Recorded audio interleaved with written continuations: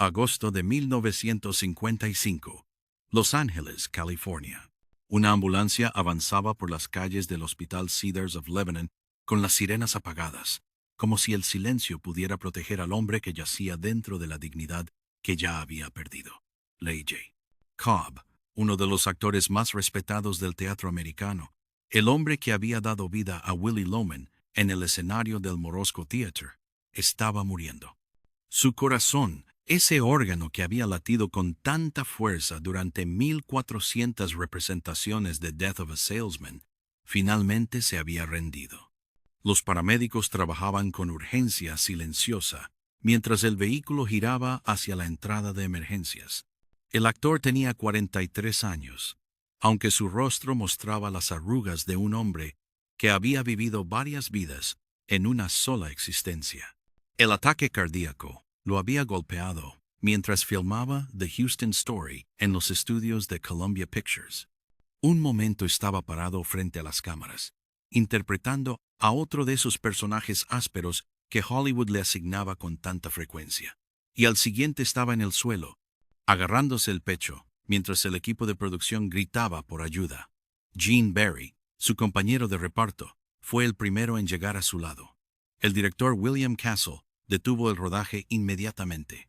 Nadie en aquel set sabía si Lee J. Cobb volvería a actuar o si volvería a vivir.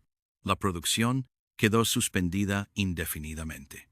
Barry eventualmente reemplazaría a Cobb en la película, pero en aquel momento todos pensaban en una sola cosa: el hombre en la camilla. La noticia del colapso de Lee J. Cobb se extendió por Hollywood con la velocidad de un incendio forestal. En las oficinas de los estudios, los ejecutivos intercambiaban miradas significativas. Era una lástima, por supuesto, pero también era un problema logístico. Las películas tenían fechas de entrega, los inversores esperaban retornos, y un actor que sufría un ataque cardíaco a mitad de producción era ante todo un inconveniente costoso. Las llamadas de simpatía llegaron al hospital, pero pocas eran genuinas. En una industria donde el próximo proyecto siempre era más importante que el anterior, Lee J. Cobb ya estaba siendo descartado mentalmente por muchos de los que decían desearle una pronta recuperación. Las primeras horas en el hospital fueron críticas. Los médicos trabajaron para estabilizar su corazón dañado, mientras Lee permanecía inconsciente, conectado a máquinas que pitaban con la regularidad mecánica de un metrónomo. Su segunda esposa, Mary Hirsch, llegó al hospital con el rostro devastado. Apenas llevaban casados unos meses y ahora enfrentaba la posibilidad de convertirse en viuda. Los doctores fueron honestos. La situación era grave. El daño al músculo cardíaco era significativo. Lee necesitaría meses de recuperación si sobrevivía las próximas 48 horas. Mary se sentó en la sala de espera, sola, preguntándose cómo habían llegado a este punto. La verdad era que Lee J. Cobb había estado muriendo lentamente durante años, mucho antes de que su corazón físico fallara. La persecución había comenzado en 1951, cuando el actor Larry Parks lo nombró ante el Comité de Actividades Antiamericanas de la Cámara de Representantes. Parks, bajo presión implacable, había señalado a Cobb como alguien con posibles simpatías comunistas. La acusación se basaba en la membresía de Cobb en el Group Theater durante los años 30, aquella compañía teatral progresista donde había aprendido su oficio junto a Elia Kazan, Clifford Odets y John Garfield. Lo que había sido un semillero de talento artístico se convirtió, de la noche a la mañana, en evidencia de subversión. Durante 2 años, Lee se negó a testificar. 2 años de resistencia que lo destruyeron pieza por pieza. El gobierno confiscó su pasaporte. Agentes lo seguían a todas partes, apareciendo en restaurantes, en la calle, fuera de su casa. Los estudios dejaron de llamar. Los cheques dejaron de llegar. Su primera esposa, la actriz de teatro Yiddish Helen Beverly, comenzó a deteriorarse bajo la presión. Helen, que había compartido con él los años de gloria en el Group Theater, que lo había visto crear a Willy Loman, no pudo soportar el acoso constante Su mente comenzó a fracturarse como vidrio bajo presión sostenida. Un día, Lee llegó a casa y encontró a Helen en un estado de disociación completa. Helen Beverly fue internada en una institución psiquiátrica. El colapso de su esposa fue el golpe más devastador para Lee. Él podía soportar la persecución, el ostracismo profesional, la pobreza creciente, pero ver a la mujer que amaba destruida por las mismas fuerzas que lo perseguían era más de lo que podía cargar. Los niños, Julie y Vincent, observaban con ojos asustados mientras su familia se desmoronaba. Lee se encontró solo, sin trabajo, sin dinero, sin poder pedir prestado, con una esposa en un hospital psiquiátrico y 2 hijos que alimentar. La resistencia heroica tiene un precio que pocos pueden pagar. El 23 de junio de 1953, Lee J. Cobb finalmente se quebró. Se sentó ante el Comité de Actividades Antiamericanas y pronunció las palabras que lo perseguirían el resto de su vida. Nombró a 20 personas como antiguos miembros del Partido Comunista. 20 nombres que cayeron de sus labios como piedras en un estanque, creando ondas que destruirían otras vidas, otras carreras, otras familias. Cuando terminó de hablar, Lee salió de aquella sala sintiéndose más vacío que nunca. Había sobrevivido, pero ¿a qué costo? El hombre que había dado voz a la tragedia americana de Willy Loman se había convertido en su propia tragedia. Arthur Miller, el dramaturgo que había escrito Death of a Salesman específicamente para Cobb, reflexionaría años después sobre aquel momento.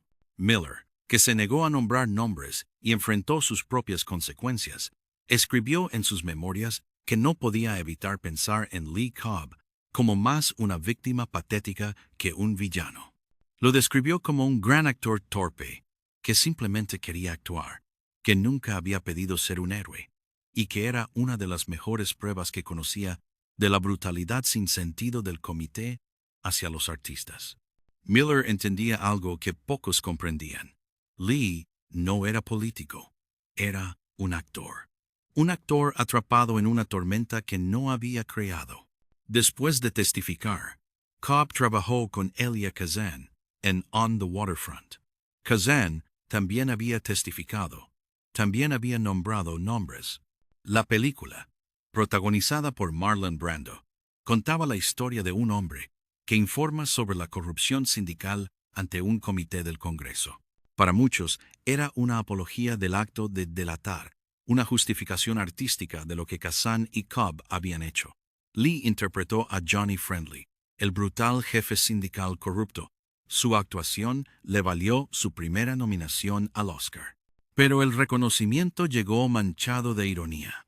Estaba siendo premiado por interpretar exactamente el tipo de villano que el comité quería que el público viera, en cualquiera asociado con causas progresistas. El Oscar no llegó. Lee perdió ante Edmund O'Brien, pero su carrera, al menos superficialmente, parecía haberse recuperado.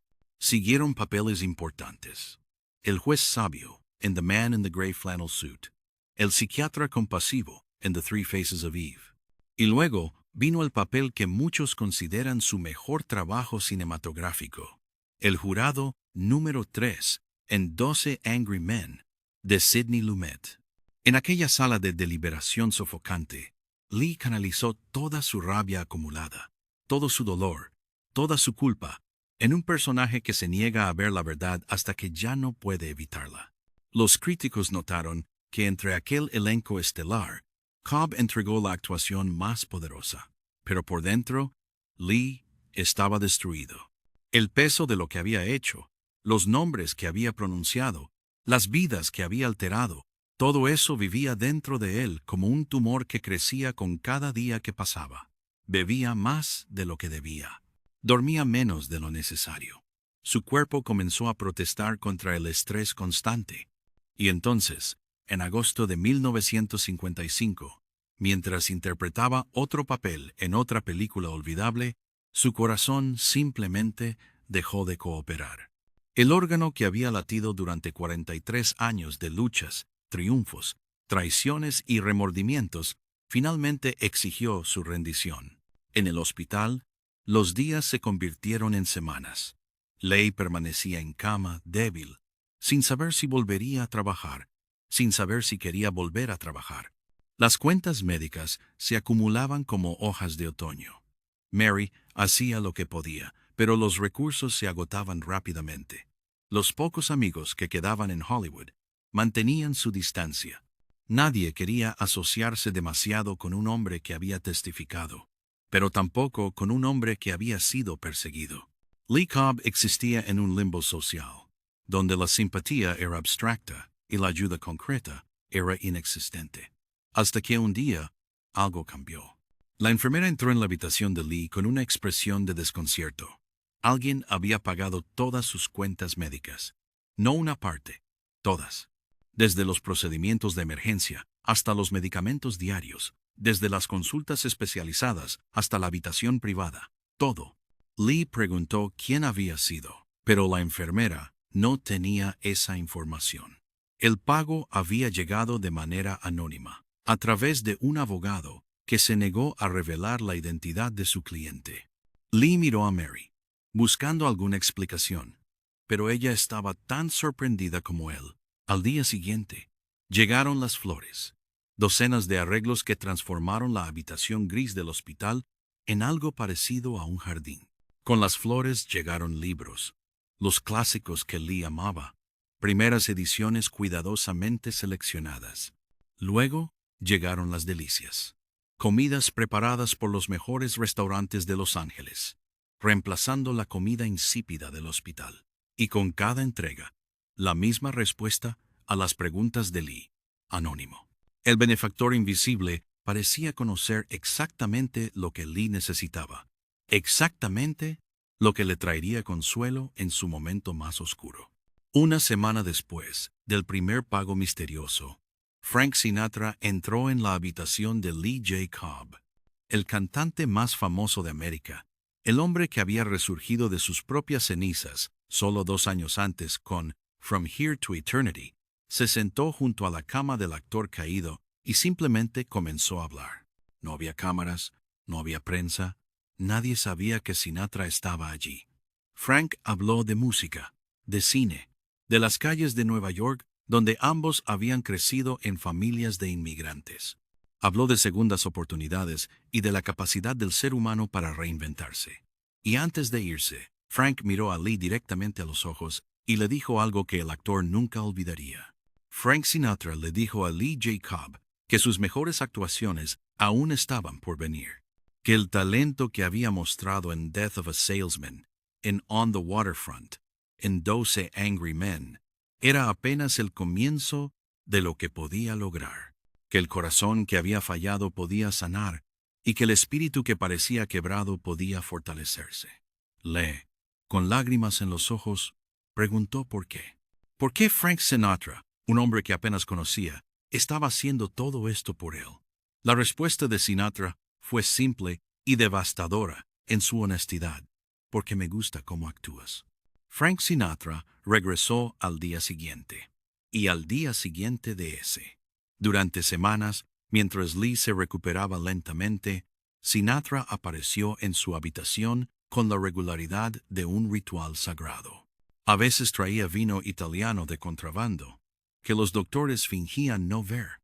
Otras veces traía historias del mundo del espectáculo, chismes que hacían reír a Lee por primera vez en meses.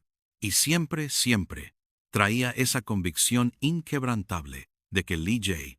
Cobb volvería a actuar, volvería a brillar, volvería a demostrar por qué Arthur Miller lo había llamado el mejor actor dramático que jamás había visto. Antes de que continuemos con esta investigación, asegúrate de suscribirte a este canal y activar la campana de notificaciones. Lo que ocurrió en el verano de 1955 involucra a 2 de las figuras más complejas de la edad dorada de Hollywood, un acto de generosidad que desafió todas las expectativas y una redención que ninguno de los 2 hombres esperaba encontrar. Al final de esta historia, entenderás cómo un ataque al corazón se convirtió en el momento que salvó no solo una vida, sino 2 almas rotas. Francis Albert Sinatra, Nació el 12 de diciembre de 1915 en Hoboken, Nueva Jersey, en un apartamento de la calle Monroe. Su llegada al mundo fue tan dramática como lo sería su vida entera. Pesaba más de 6 kilos, un bebé enorme que casi mata a su madre Dolly durante el parto. El médico tuvo que usar forceps para extraerlo, dejándole cicatrices permanentes en la mejilla izquierda y el cuello, además de perforarle el tímpano. La abuela materna lo resucitó, sumergiéndolo en agua helada cuando los doctores ya lo daban por muerto. Desde su primer aliento, Frank Sinatra tuvo que luchar por su existencia. Hoboken, en los años 20, era un laberinto de muelles industriales y calles controladas por hombres, cuyos nombres aparecerían décadas después en archivos del FBI. El padre de Frank, Anthony Martin Sinatra, había sido boxeador de peso gallo antes de convertirse en bombero. Su madre Dolly era una fuerza de la naturaleza, partera, operadora política del Partido Demócrata, y una mujer que sabía exactamente cómo funcionaba el poder en las calles de Nueva Jersey. Frank creció observando cómo su madre negociaba favores, cómo su padre sobrevivía con los puños, cómo el respeto en aquel mundo se ganaba con astucia y se mantenía con lealtad. El joven Sinatra abandonó la escuela secundaria sin graduarse, pero tenía un don que ningún diploma podía enseñar: su voz. Ese instrumento, que definiría el siglo XX americano, era diferente a cualquier otra cosa que se hubiera escuchado. Cuando cantaba, algo sucedía en el aire, una electricidad que hacía que las mujeres suspiraran y los hombres prestaran atención. Frank lo sabía, siempre lo supo.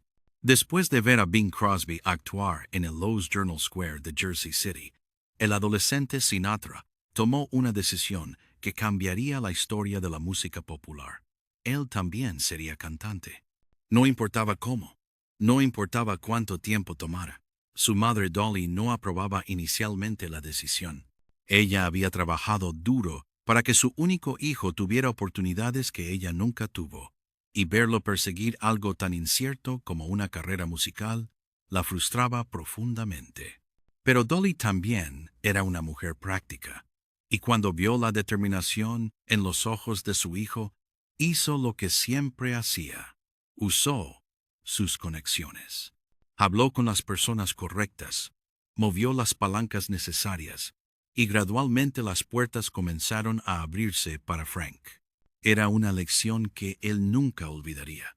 El talento era importante, pero las conexiones eran lo que convertía el talento en oportunidad. Los años 30 fueron brutales. Frank cantaba donde pudiera, por $3 la noche en bailes de logias, por nada en estaciones de radio, con la esperanza de que alguien importante lo escuchara. Trabajó como mesero en el Rustic Cabin, un club de carretera donde también hacía de maestro de ceremonias y cantante ocasional. La persistencia finalmente dio frutos cuando el líder de banda Harry James lo escuchó en una transmisión de radio. James lo contrató, y con su orquesta, Frank grabó su primer éxito, All or Nothing at All. Pero fue con Tommy Dorsey donde Sinatra realmente aprendió su oficio, estudiando cómo el trombonista controlaba su respiración para crear frases musicales largas y fluidas. El contrato con Tommy Dorsey parecía un sueño hecho realidad, pero venía con un precio terrible. Dorsey exigía el 43% de las ganancias de Sinatra de por vida, un acuerdo leonino que Frank firmó desesperadamente cuando no tenía alternativas. Años después, cuando Sinatra quiso liberarse de este contrato, la leyenda dice que Willie Moretti, un gángster local, visitó a Dorsey y le ofreció una propuesta que no podía rechazar. Dorsey liberó a Sinatra por un pago simbólico. Si la historia es cierta, fue la primera vez, pero no la última, que Frank Sinatra navegó las aguas turbias donde el entretenimiento y el crimen organizado se encontraban. En 1942, Sinatra dejó a Dorsey para lanzarse como solista, y el fenómeno que siguió no tenía precedentes en la cultura americana. Las adolescentes se desmayaban en sus conciertos del Paramount Theater, Los periódicos acuñaron el término Sinatramanía.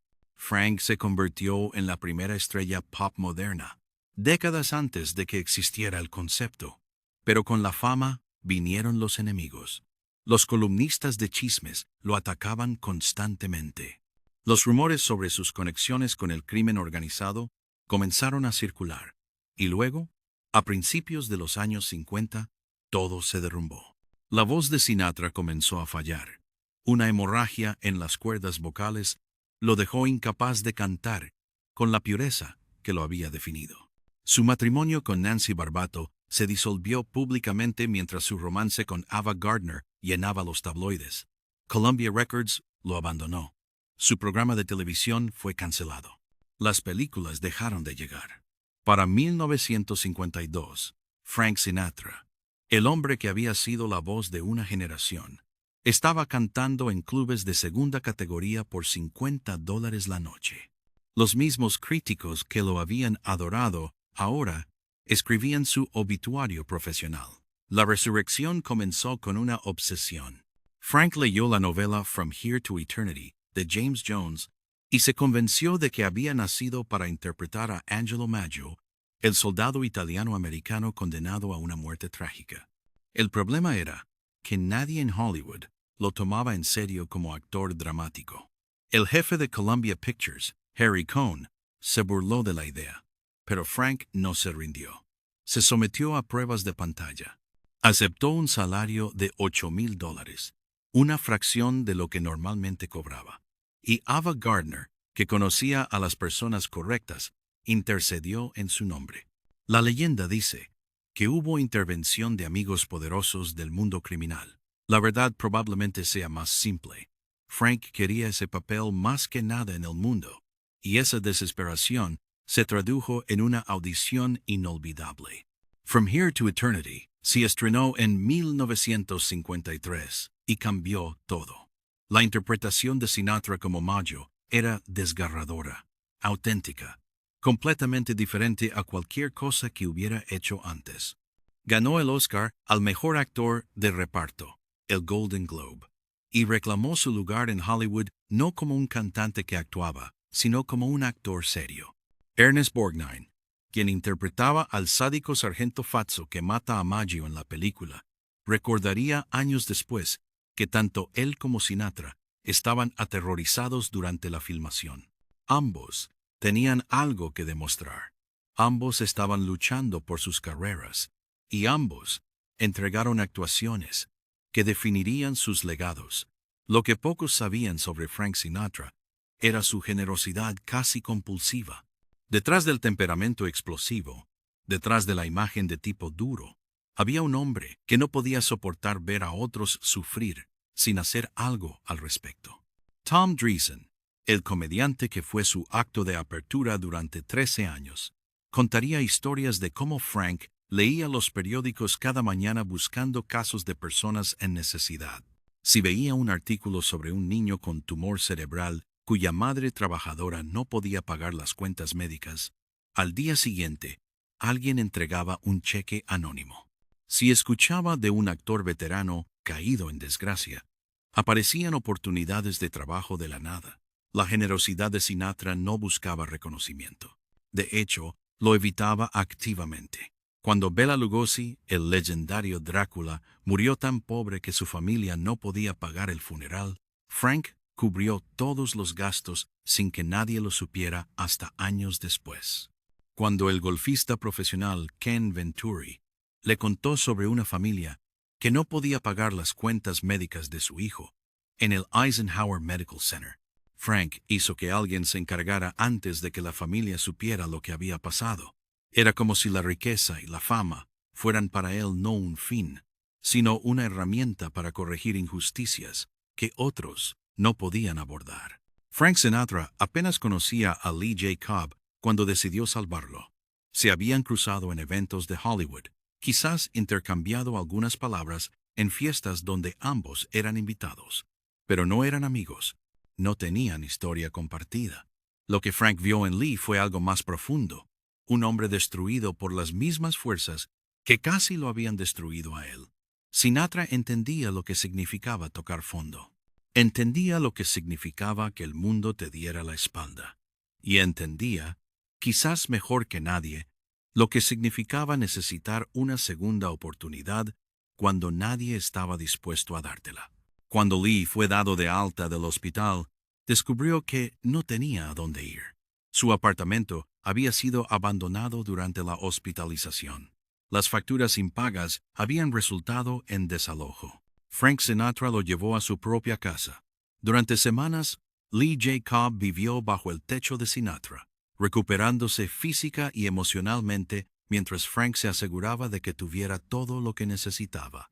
Las comidas, los médicos que lo visitaban, los libros que llenaban su tiempo de convalecencia, todo cortesía de un hombre que seguía repitiendo la misma frase: me gusta cómo actúas.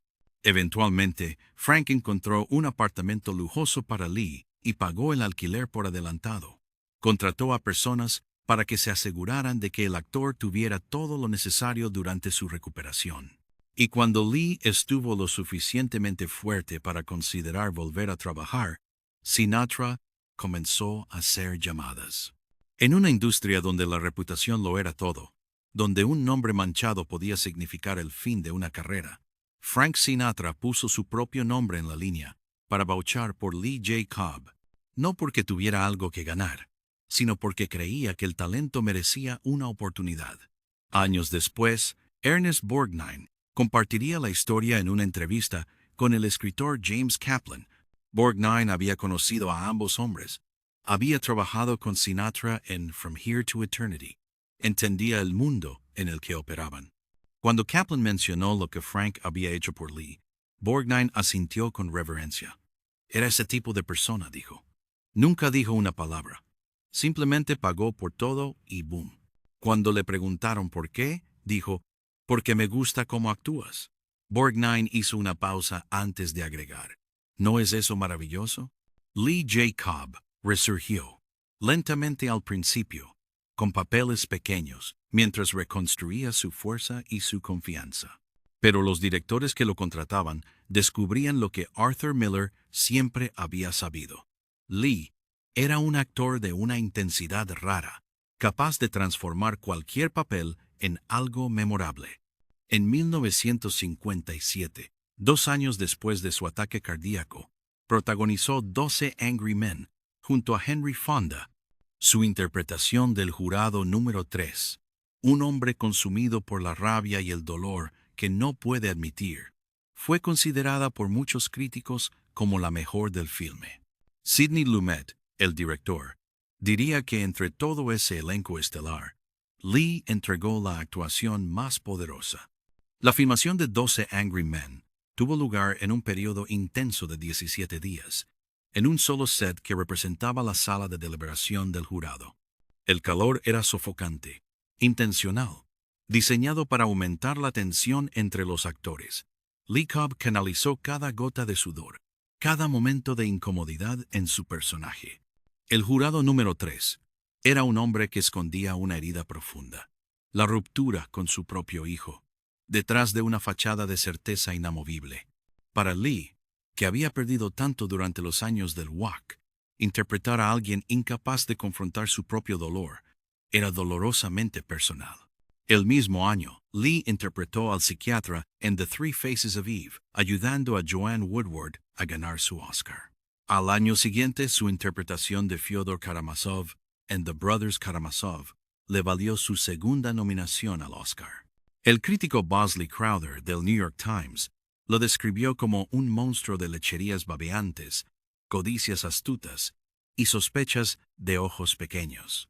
Era exactamente el tipo de papel complejo y moralmente ambiguo donde Lee brillaba, donde su propia experiencia con la culpa y la redención informaba cada gesto, cada mirada, cada papel que Lee asumía. Después de 1955, llevaba consigo el peso de lo que había sobrevivido.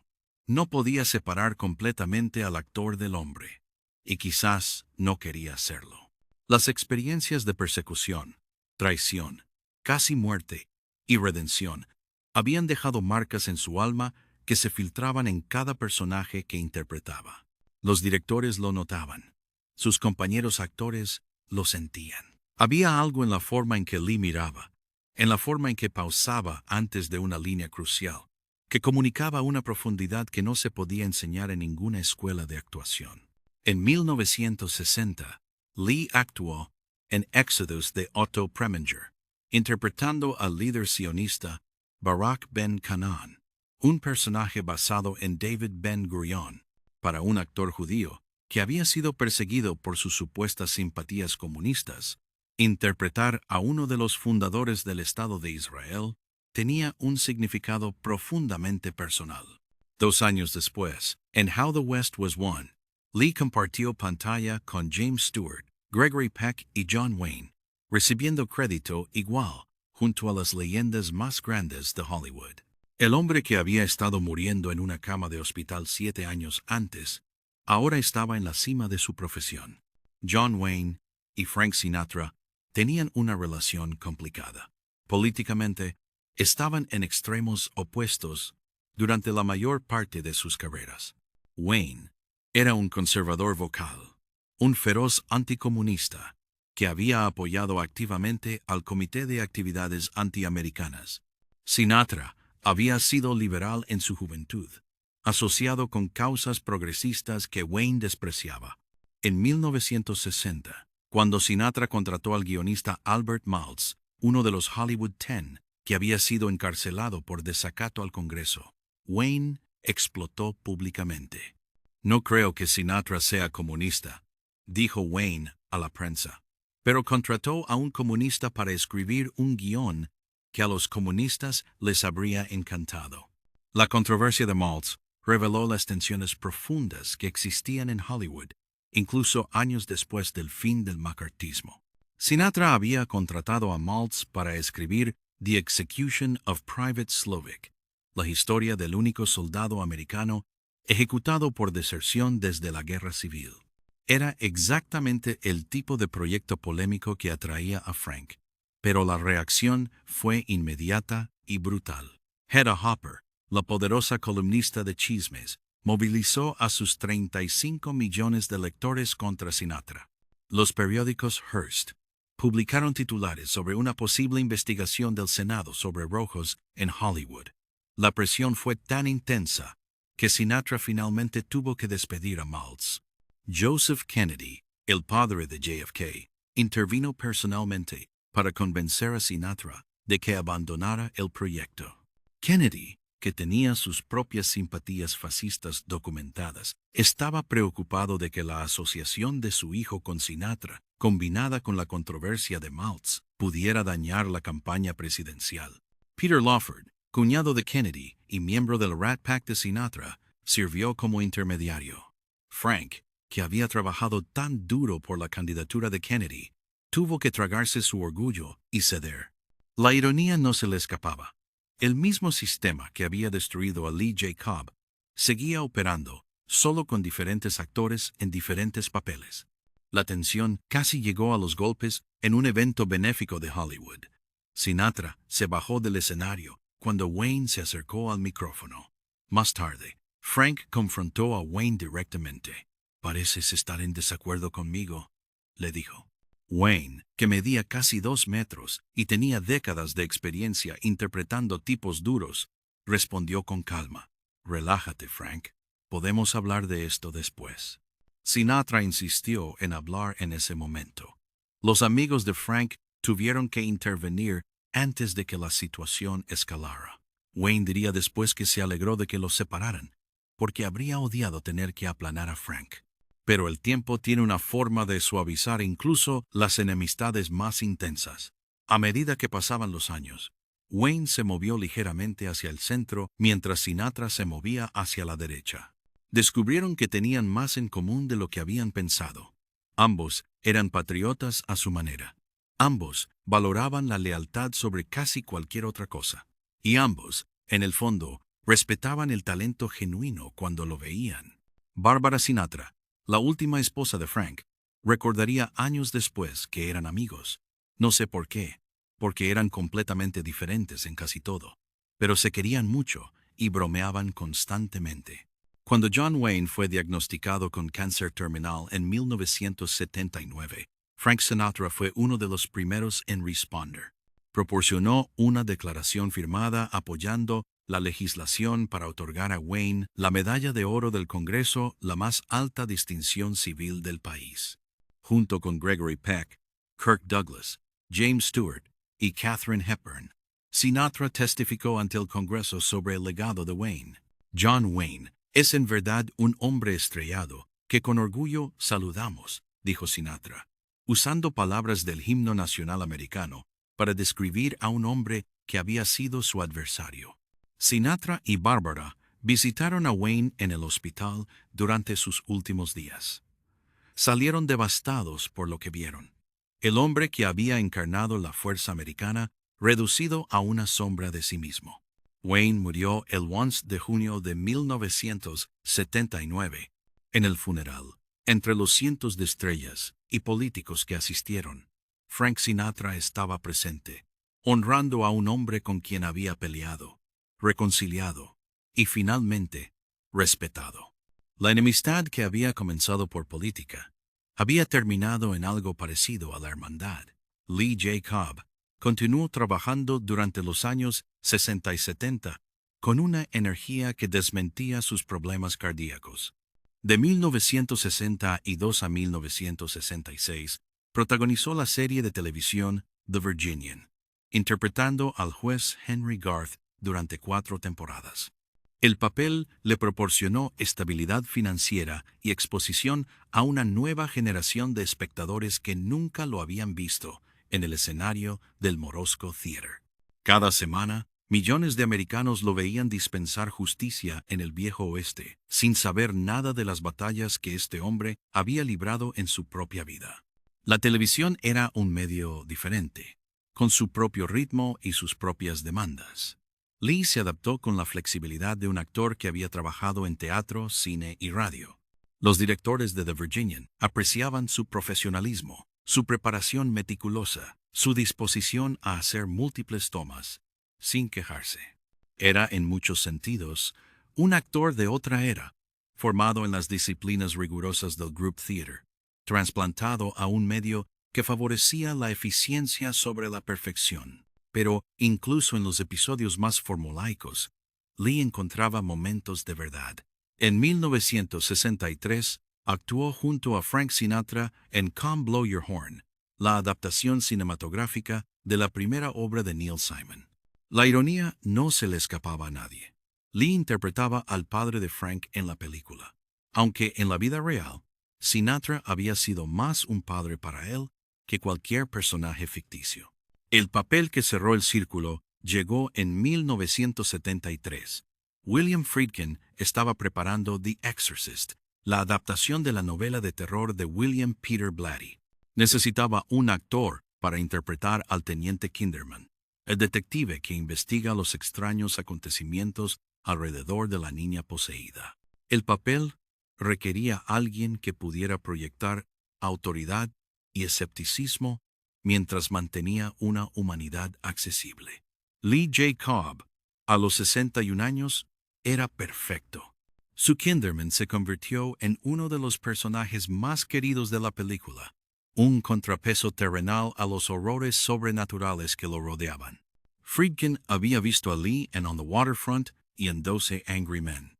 Conocía la intensidad que este actor podía traer a cualquier papel. Pero lo que más impresionó al director fue la calidez que Lee proyectaba como Kinderman. Aquí estaba un hombre que había interpretado villanos aterradores, jurados iracundos, patriarcas corruptos, y sin embargo podía transformarse en un detective judío de Georgetown que coleccionaba películas y citaba a Shakespeare.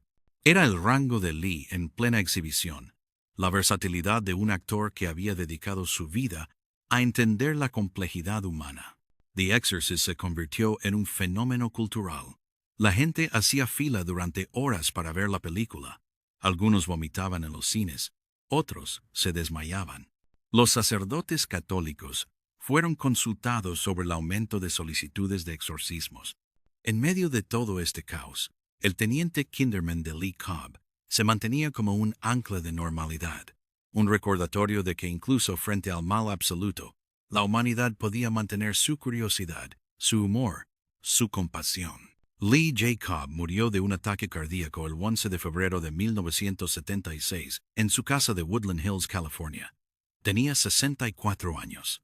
Su muerte llegó un día antes de que su coprotagonista de Exodus, Sal Mineo, fuera asesinado en West Hollywood.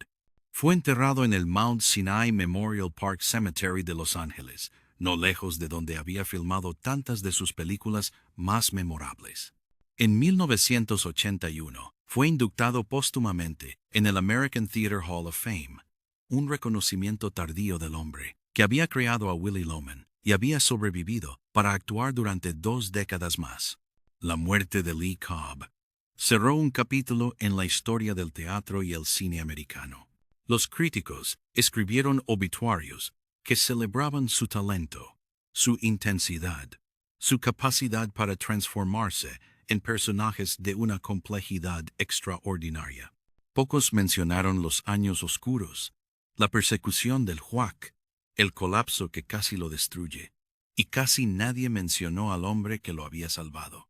Frank Sinatra, fiel a su costumbre, no hizo declaraciones públicas sobre la muerte de Lee, pero aquellos que lo conocían sabían que había perdido algo más que un colega. Había perdido la prueba viviente de que su generosidad había importado. Frank Sinatra vivió hasta 1998, muriendo el 14 de mayo a los 82 años. En su bolsillo cuando lo enterraron, había una botella pequeña de Jack Daniels, un paquete de cigarrillos Camel, un encendedor Zippo y 10 monedas de 10 centavos. Las monedas eran un hábito que había desarrollado después del secuestro de su hijo Frank Jr. en 1963, siempre llevando suficiente cambio para una llamada telefónica de emergencia. Pero también simbolizaban algo más profundo: la preparación constante, la negativa a ser atrapado desprevenido, la determinación de siempre tener los recursos para ayudar cuando fuera necesario. La lápida de Sinatra en el Desert Memorial Park de Cathedral City lleva una inscripción simple: "The best is yet to come". Era el título de una de sus canciones, pero también era su filosofía de vida. No importaba cuán bajo cayeras, no importaba cuántas veces el mundo te golpeara, siempre había posibilidad de resurgir. Frank lo había demostrado en su propia vida, y lo había demostrado en la vida de Lee J. Cobb, un hombre al que apenas conocía, pero en quien reconoció algo que valía la pena salvar. Ernest Borgnine, quien había presenciado la generosidad de Sinatra de cerca, murió en 2012 a los 95 años. Hasta el final, seguía contando la historia de cómo Frank había salvado a Lee Cobb. Para Borgnine, era el ejemplo perfecto de quién era realmente Sinatra detrás de la imagen pública. No era solo el cantante con la voz de terciopelo. No era solo el actor que había ganado un Oscar. Era un hombre que, cuando veía a alguien caído, se agachaba para levantarlo, sin fanfarria, sin expectativas de reconocimiento, simplemente porque era lo correcto. La historia de Frank Sinatra y Lee J. Cobb es una historia de Hollywood, pero también es una historia sobre la naturaleza humana, sobre cómo los actos de bondad más significativos a menudo ocurren en la oscuridad, lejos de las cámaras y los premios, sobre cómo las segundas oportunidades pueden transformar no solo carreras, sino almas. Frank nunca habló públicamente de lo que hizo por Lee. No buscaba crédito. No quería que la generosidad se convirtiera en otra parte de su leyenda. Pero la leyenda se formó de todos modos, transmitida de boca en boca por aquellos que sabían la verdad. En un mundo que a menudo recompensa la crueldad y castiga la compasión, lo que Frank hizo por Lee se destaca como un faro de humanidad. No había contrato que obligara a Sinatra a actuar. No había presión pública que lo forzara a ser generoso. Solo un hombre que vio a otro hombre sufriendo y decidió hacer algo al respecto. Es el tipo de historia que Hollywood raramente cuenta sobre sí mismo, porque contradice la narrativa de egoísmo y ambición desmedida que define a la industria. Pero sucedió. Y cambió dos vidas para siempre. Lee J. Cobb nunca olvidó lo que Frank Sinatra hizo por él. En las entrevistas que dio durante sus últimos años, cuando le preguntaban sobre su recuperación del ataque cardíaco de 1955, siempre mencionaba que había tenido ayuda. No entraba en detalles, respetando el deseo de anonimato de su benefactor. Pero los que conocían la historia podían leer entre líneas. Podían ver en los ojos de Lee el reconocimiento de una deuda que nunca podría ser pagada, solo honrada viviendo la vida que Frank había hecho posible. El talento que Sinatra había visto en Lee J. Cobb demostró ser real. Las mejores actuaciones que Frank había prometido que aún estaban por venir, efectivamente llegaron. 12 Angry Men, The Brothers Karamazov, Exodus, The Exorcist. Cada una de estas películas mostró a un actor trabajando en la cima de sus capacidades. Un hombre que había enfrentado la muerte y la desesperación y había emergido más fuerte. No fue solo el corazón físico de Lee lo que Sinatra ayudó a sanar. Fue algo más profundo, más fundamental, algo que ningún médico podía operar. En Hollywood, donde la traición es moneda común y la lealtad es escasa, lo que Frank Sinatra hizo por Lee J. Cobb se destaca como un acto de extraordinaria humanidad. No había beneficio profesional, no había ganancia financiera, solo un hombre reconociendo en otro el reflejo de sus propias luchas y decidiendo que no podía quedarse de brazos cruzados mientras ese hombre se hundía. Era, en su esencia, el tipo de gesto que define a las personas más que cualquier premio o récord de ventas. Era Frank Sinatra en su forma más verdadera. John Wayne, el hombre que una vez casi llegó a los golpes con Sinatra por política, eventualmente llegó a ver en Frank algo que respetaba profundamente. No era solo el talento, aunque Wayne reconocía eso también. Era el carácter que se revelaba en momentos como el rescate de Lee Cobb. Wayne, que había pasado su carrera interpretando a héroes, sabía reconocer el heroísmo real cuando lo veía. Y lo que Sinatra hizo por Cobb era heroísmo del tipo más puro, sin público, sin recompensa, sin nada, excepto la satisfacción de hacer lo correcto. La amistad tardía entre Wayne y Sinatra, dos hombres que parecían destinados a ser enemigos eternos, es quizás la prueba más clara de que las personas son más complejas que sus posiciones políticas. Ambos habían cometido errores. Ambos habían dicho cosas de las que probablemente se arrepentían, pero al final encontraron un terreno común en los valores que realmente importaban: lealtad, generosidad, la disposición a defender lo que creían correcto. Cuando Wayne murió, Sinatra perdió algo más que un antiguo rival. Perdió a alguien que había llegado a entender. Hay una foto de 1975 tomada durante un especial de televisión en honor a Bob Hope, donde aparecen juntos John Wayne, Frank Sinatra y Bing Crosby. Tres gigantes de la edad dorada de Hollywood. Tres hombres cuyas vidas se habían entrelazado de maneras que ninguno de ellos habría predicho. Wayne moriría 4 años después. Crosby moriría 2 años después de eso. Solo Sinatra sobreviviría hasta el nuevo milenio, llevando consigo las memorias de una era que se había ido para siempre. Y entre esas memorias, la de un actor llamado Lee J. Cobb, al que había ayudado a vivir. En 1963, Lee J. Cobb interpretó a un padre judío sobreprotector en Come Blow Your Horn. Su hijo en la película era Frank Sinatra. Era la única vez que los dos hombres trabajarían juntos en pantalla, una colaboración que llevaba el peso de todo lo que había pasado entre ellos. Los que conocían la historia de 1955 no podían evitar ver capas adicionales en cada escena que compartían.